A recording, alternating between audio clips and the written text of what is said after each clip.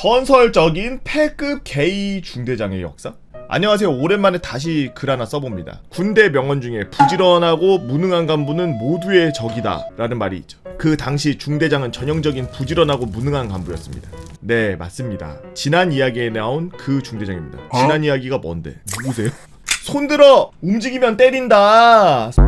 그 무능의 역사가 너무나 충격적이어서 여기서 한 번 더 이야기해볼까 합니다. 일단 첫 대면부터 문제의 시작이었죠. 장교가 새로 오면 장교는 보통 부대원들이라고 친해지려고 노력합니다. 그치, 막 같이 자고 그래요. 더군다나 전 중대장이 유능한 사람이었다면 탐사 출신이었는데 능력이 쩔었습니다. 장교의 모범이었죠. 이 중대장은 오자마자 부대를 뒤집었습니다. 보통은 중대장이 오면은 병장들급들과 친해지는 게 보통인데 중대에 오고 얼마 지나지 않아 주말 당직 사령을 하다가 소대에 들어왔죠. 주말에 다들 편하게 쉬는 게 보통이었고 병장들은 그냥 널브러져 있는 게 일반적이었는데 갑자기 들어온 중대장은 병장들 발을 뻥 하고 차더니 군기가 빠졌어! 어? 군인이면 군인답게 쉬란 말이야. 지금 이게 뭐야? 다급하게 병사들이 일어나서 경례를 하는데 다음 말이 가관이더군요. 오늘부터 전병력 휴식은 각 잡고 쉰다. 각 잡고 쉰다는 말이 그 당시에 무슨 말인지 이해가 되지 않았습니다. 무슨 행보관처럼 야, 할 것만 하면은 터치 안 한다 라고 하는 게 아니고 각 잡는다는 말이 뭔지 금방 이해가 가게 되었죠. 주말에 취침 금지, 눕는 거 금지, 쉴 때는 침상에서 앉아서 쉼.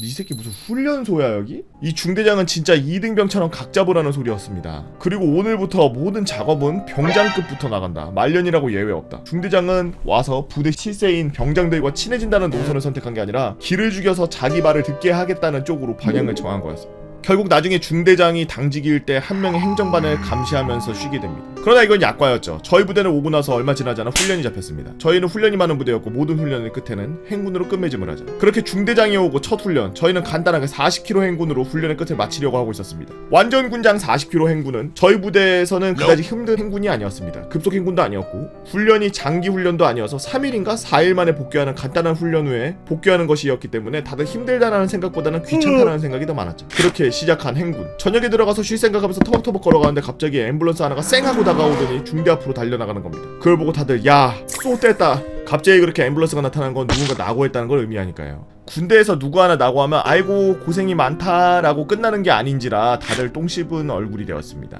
아니나 다를까 애들 관리 안 하지? 더못 끝나고 막사뒤로 열애 없이 집합해라 알았냐?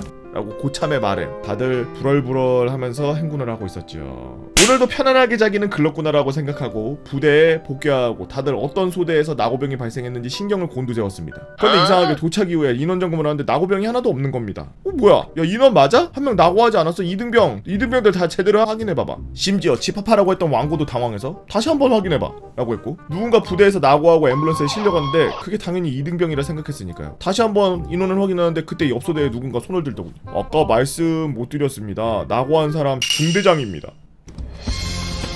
그 말에 다들 어이가 없다는 표정이 되었죠. 다른 사람도 아니고 중대장이 낙오라니요. 그것도 고작 40km 행군에 낙오라니. 아무리 신임이라고 하지만 이해가 가지 않았습니다. 하지만 진짜더군요. 장교들은 아무래도 중대장 명예가 있으니까 말은 안 해줬지만 앰뷸런스에 실리는 걸 본 사람이 있으니까요. 그 당시에 병사들은 말을 잃었습니다. 왜냐하면 저희 부대는 행군 시 장교들과 하사관들은 단독군장 행군. 야, 이 단독군장 행군인데 낙오를 해? 우리의 신임 중대장은 완전 군장도 아니고 단독군장 40km도 못 뛰고 낙오한 거였죠. 왕고는 어이가 없다는 듯 한참 말을 못하다가 말도 안 하고 손을 흔들고 막사로 들어갔고, 그렇게 그날 집합은 없던 일이 되었습니다. 그리고 나중에 이야기를 들어보니 단독군장 낙오에 제대로 열받은 대대장이 다음 행군부터는 장교 역시 완전 군장으로 행군하라고 지시했고, 실제로 다음 행군부터 장교들도 완전 군장을 가지고 행군하기 시작했습니다.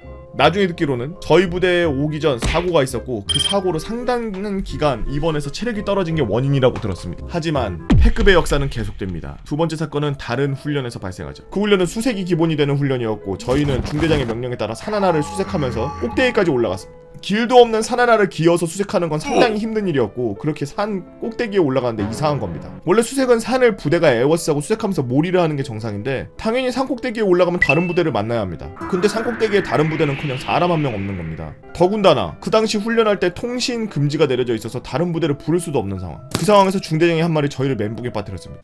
이 산이 아닌가 본데?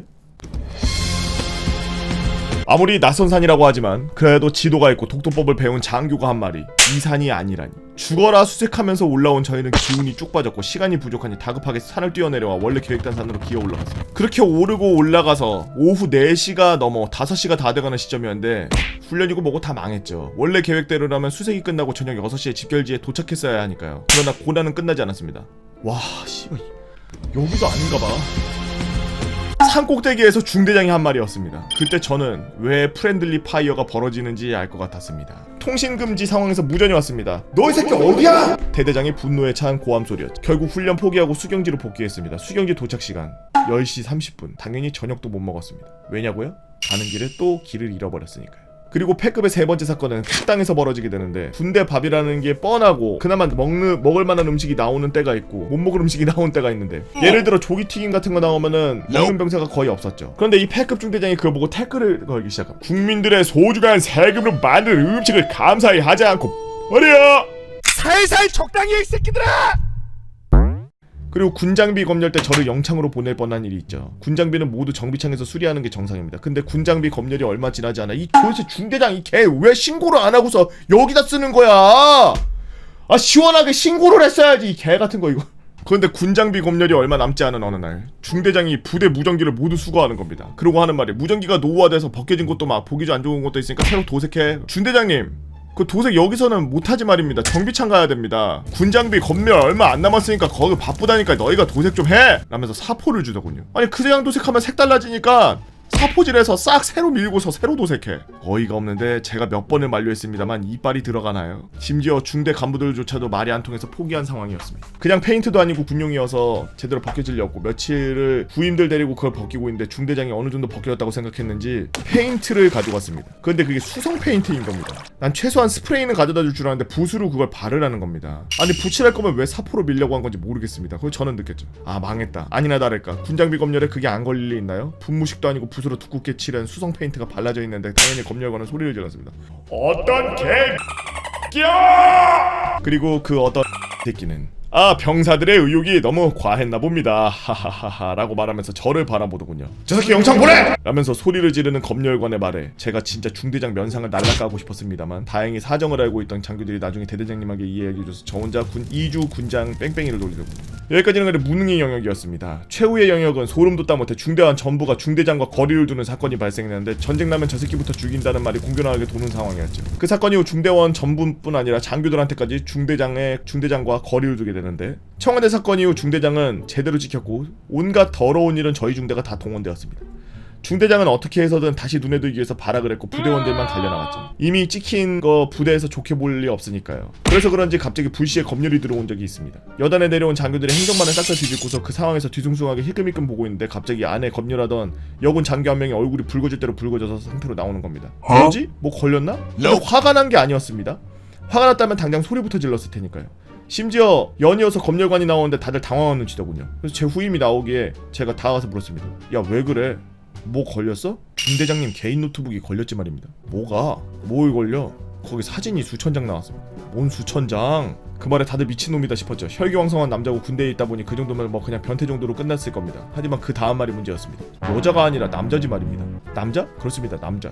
고추? 고개를 끄덕거리는 후임 말에 저와 병사들은 다들 소름이 돋았습니다. 남자의 컴퓨터에서 여자도 아니고 남자 사진이 수천 장이 나왔다. 뭔가 비정상적인 상황이었죠. 그리고 저를 비롯한 중대장이 오던 시기에 있던 병사들은 그동안의 의문이 하나씩 풀려나갔습니다. 중대장은 저희 부대에 왔을 때 듣기로는 결혼한 지 2달 안 돼 신혼이라고 들었거든요. 근데 아무리 신임이라고 하지만 거의 4달째 집에 안 가고 부대에서 숙식을 해결했습니다. 처음에는 신임이고 경험이 없다고 해야 하니까 부대원들하고 정싸우려고 하나 보다라고 생각했는데 잊혀졌던 거죠. 나중에 하도 집에 안 들어가니 장인어른과 와이프까지 부대에 찾아왔습니다. 오래되어서 잊어버리고 있었는데 사진이 발견되면서 생각이 난 겁니다. 전역하고 나서야 그런 문제로 위장 결혼을 하는 사람이 있다는 사실을 알았죠. 저희 중대장과 저희들은 같이 샤워도 하고 같이 비누도 쓰고 그랬는데 그 전에 게이라는 존재에 대해 심각하게 생각한 적 없고 주변에 있을 거란 생각한 적도 없는데 생각해보면 게이도 군대를 가니까요. 근데 중대장이 게이로 강력하게 의심을 받는 상황. 물론 그 사건 이후 부대가 뒤집어졌지만 그 이후 잠잠해졌습니다. 그리고 다행히 부대 내에 관련 피해자가 하나도 없었습니다. 그때까지는 아무도 몰랐으니까요. 사진도 그렇고 아마 수비 쪽? 뭔 수비 쪽이야 이씨. 여러분들은 어떤 재미난 이야기를 갖고 있나요? 여러분들의 즐겁고 재밌고 행복하고 무섭고 미스테리한 모든 이야기, 여러분들의 이야기 네이버 카페 개보거 팬 다 모여라 개팬다로 오셔서 썰랑썰레 게시판에다가 글 남겨주시면 유튜브로 작업해서 업로드하도록 하겠습니다. 유튜브로 보시는 분들 구독과 좋아요 알림 설정 잊지 말고 한 번씩 눌러주시고요. 오늘도 나라를 위해서 헌신하고 계시는 우리 국군 장병 여러분들 진심으로 감사의 말씀드립니다.